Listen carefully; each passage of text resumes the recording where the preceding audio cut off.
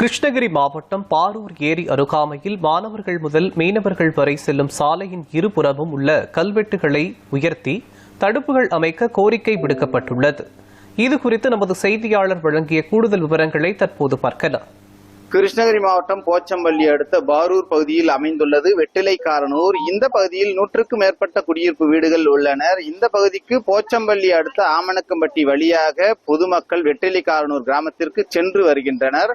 தற்போது வெற்றிலைக்காரனூர் முதல் ஆமணக்கம்பட்டி வரை உள்ள சாலையை ஜல்லி சாலையை தார் சாலையாக மேம்படுத்தும் பணிகள் நடைபெற்று வருகிறது.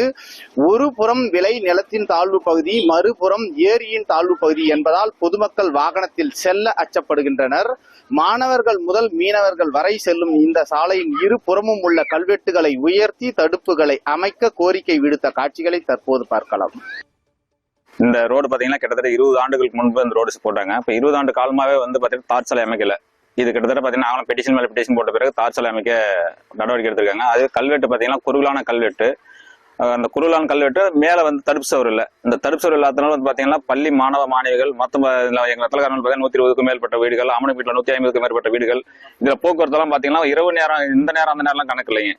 எந்த நேரம் வண்டிகள் போயிட்டு இருக்கும் வந்துட்டு இருக்கும். அந்த போயிட்டு வந்துட்டு இருக்கிறதுனால இதுல எங்களுக்கு விரிவா விரிவு கல்வெட்டு சாலைகளை விரிவுபடுத்தியும் தடுப்பு சேவர் ஹைட்டுப்படுத்தியும் ரோடு போட்டு கொடுத்தாங்கன்னா அந்த விபத்துகள் தடுக்கிறதுக்கு கொஞ்சம் எங்களுக்கு தடுக்கலாம். இல்லாட்டி யாராவது உள்ள விழுந்தாங்கன்னா உயிர் சேதங்கள் கண்டிப்பா நடக்கிறதுக்கு ஒரு வாய்ப்பு இருக்குது. இது அரசாங்கமே இது பார்வையிட்டு இந்த தடுப்பு சேவரும் இதனுடைய கல்வெட்டை அகலப்படுத்தியும் பிறகு இந்த தார் சாலை அமைக்க வேணும் அந்த ஊர் பொதுமக்கள் சபை கேட்கிறோம். கிட்டத்தட்ட ஆமணக்கம்பட்டியில ஒரு 150 வீடுகளும், வெத்தலக்கானூர்ல ஒரு 100-120 வீடுகளும் இருக்குது.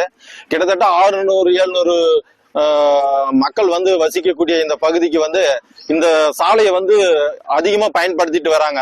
பள்ளி மாணவர்கள், மீன் பிடிக்கிறவங்க, மீனவர்கள் இரவு பகலா இதுல சாலையில வண்டிகள், ஆட்கள் நடந்து போறது, விவசாய வேலைக்கு போறது, இது மாதிரி போயிட்டு இருக்குது.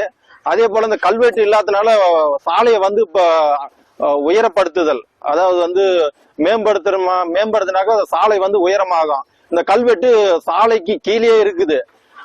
இதனால உயிர் சேதம் ஏற்படுறதுக்கு நைட்ல இரவுல போக்குவரத்து இது பண்றவங்க கல்வெட்டு எது ரோடு எதுன்னு தெரியாத அளவுக்கு இருக்குது. அதனால தவறி வரும்போது என்னன்னு தெரியாம உயிர் சேதம் ஏற்படுறதுக்கு அதிகமான வாய்ப்புகள் இருக்குது.